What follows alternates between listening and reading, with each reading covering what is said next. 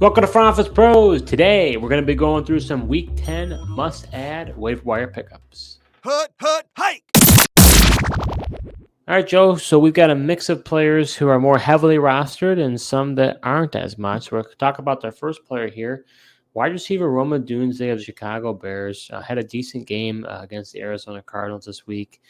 7 targets, 5 catches, 104 yards, no touchdowns, only 1 touchdown on the year.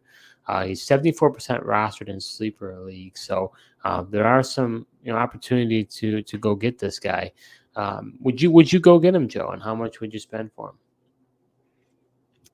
Yeah, I wouldn't go crazy for him, to be honest with you, but I do think he could be worth an ad. I think stash him on your bench, and just kind of watch and see if he's going to become more consistent. I mean, he's a guy that I always thought he was kind of like you could see the report in preseason and training camp, watching Hard Knocks, the report that he had with Caleb Williams, but it's honestly just been like pretty inconsistent. And I mean, Caleb Williams is a rookie quarterback. His play kind of fluctuates, typical of a rookie player as well.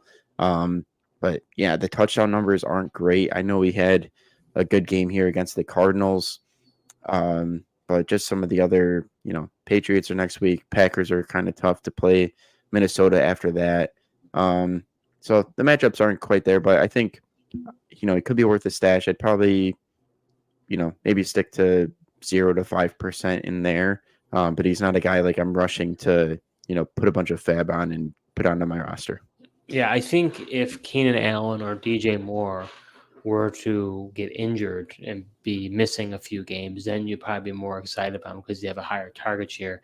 He does seem to be, which is kind of interesting because you would think maybe DJ Moore would be the guy, but it seems like Rome Odunze is the more explosive of the players, or honestly the most explosive receiver in that room. Yeah, I don't know what they're quite frankly doing. I mean, they should be utilizing DJ Moore a lot more. He had a great year with Justin Fields last year.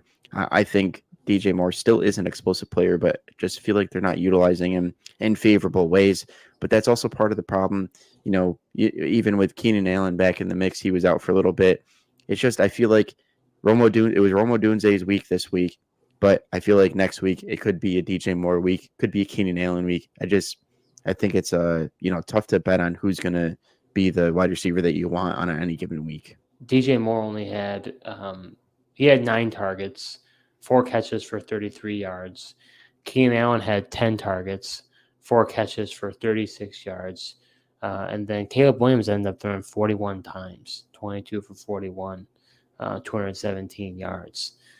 So, again, Odunze probably the most explosive. I think, honestly, and this isn't really meant as a dynasty episode, but honestly, I think where you could get excitement with him is depending on what happens with those coaching staff going forward. Keenan Allen will be gone after this year. He only has 1 year left on his deal.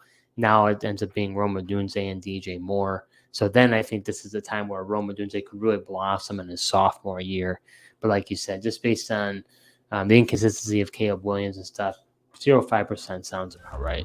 Are you enjoying this episode so far? Well, if you are, subscribe to our YouTube channel, smash that like button, and hit the notification bell for upcoming videos. We do videos throughout the year, so you're not going to want to miss what we have in store. All right, Joe. So the next 2 guys we're going to be talking about here is more in that handcuff season. I know you're not typically a handcuff guy, but you're getting close to your fantasy playoffs. You don't want to mess things up by an injury and not having these guys on your bench to fill in here.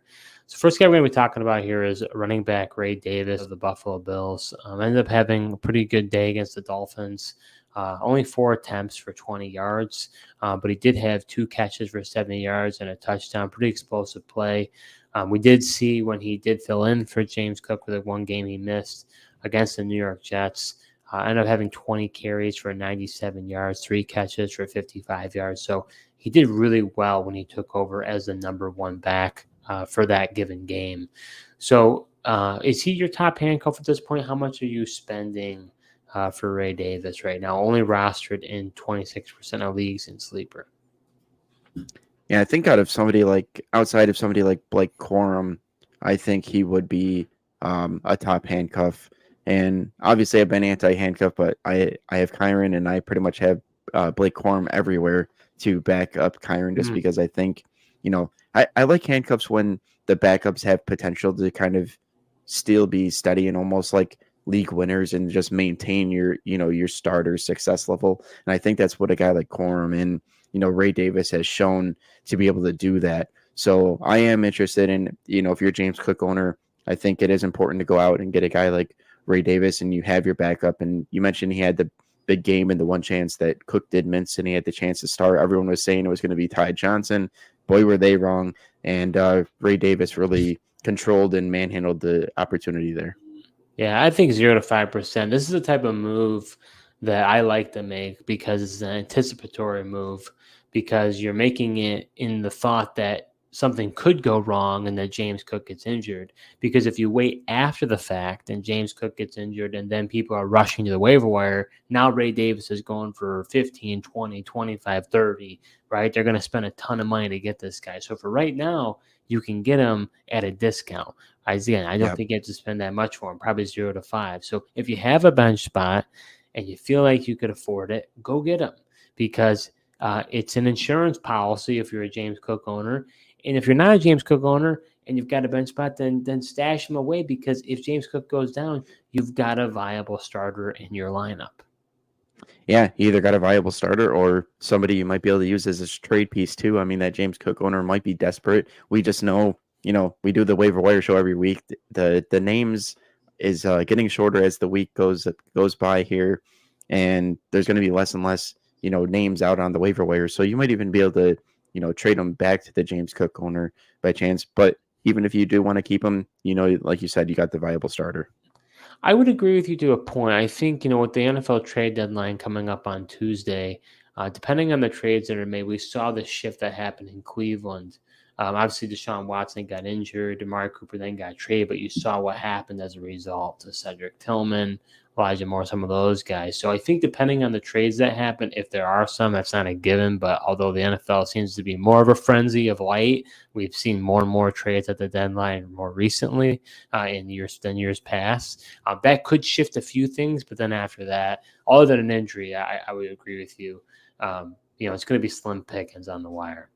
Yeah, like you said, outside of injuries and some other kind of guys that are not really household names at this point, they might become if they get the opportunities.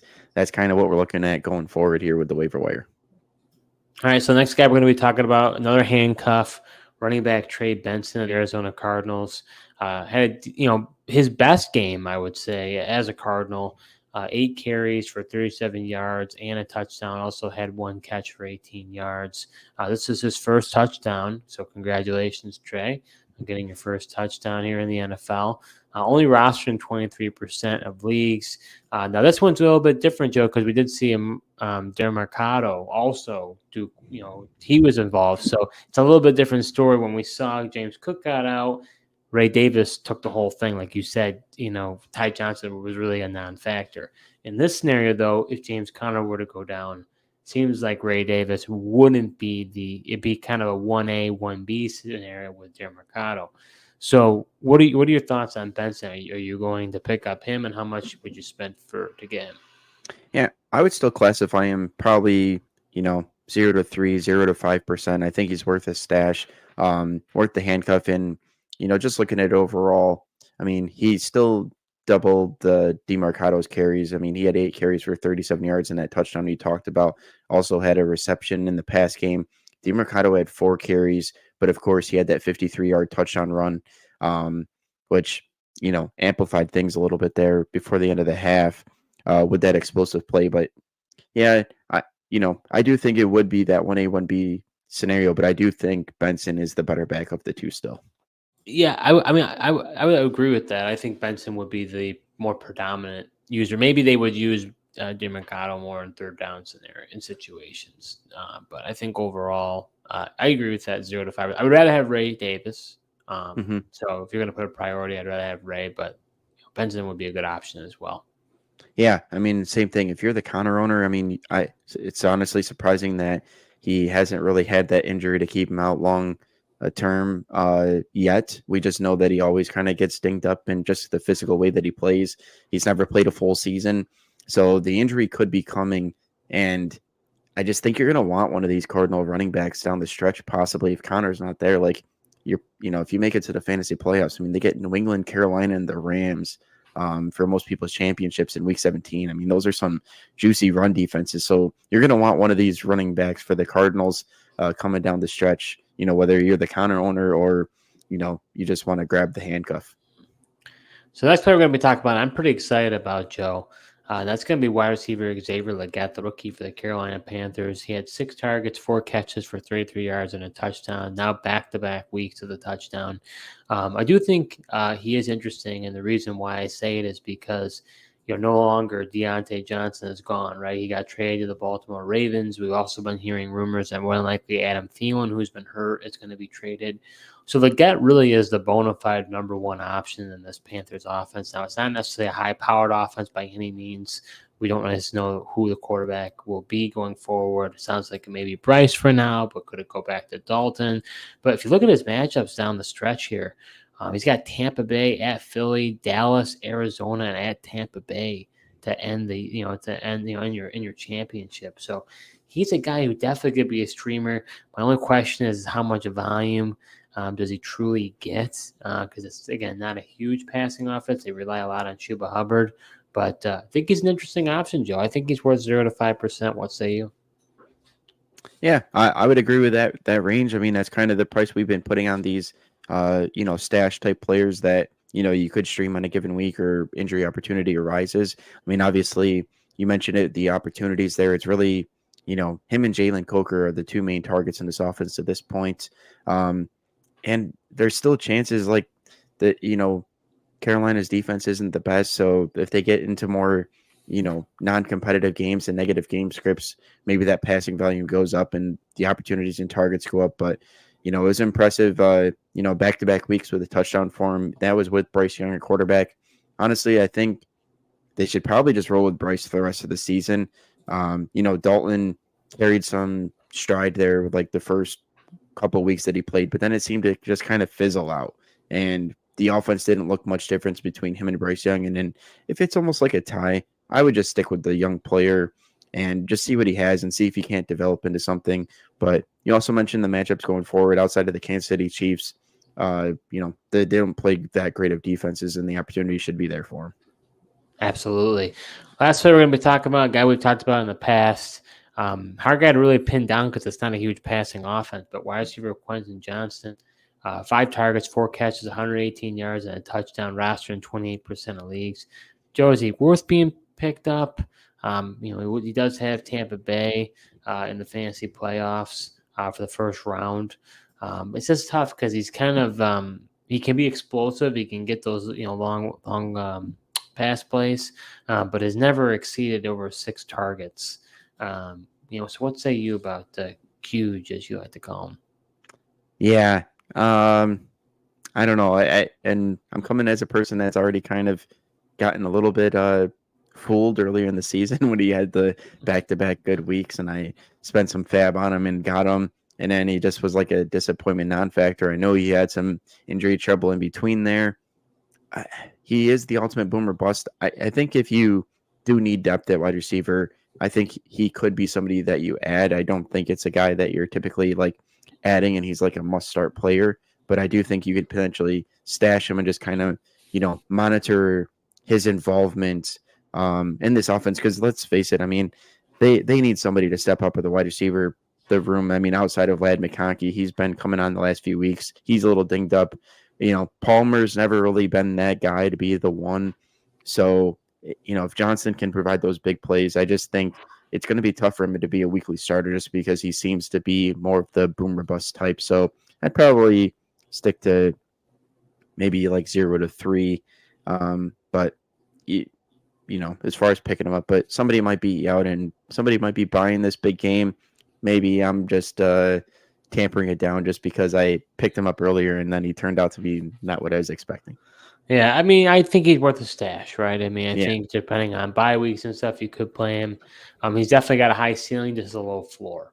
That's the only problem because it's not really a high passing offense. So I think doesn't hurt to have him on your roster by any means. I am a little surprised only rostered in 28% of leagues in sleeper. So, do think that could change some. Maybe not too much, but I think he's worth an ad. Yeah, he's 21% rostered in ESPN. Yeah, that's interesting. So that does it for this episode. We talked about a few players that are on our radar to add for Week 10. Thank you so much for tuning in, and until next time.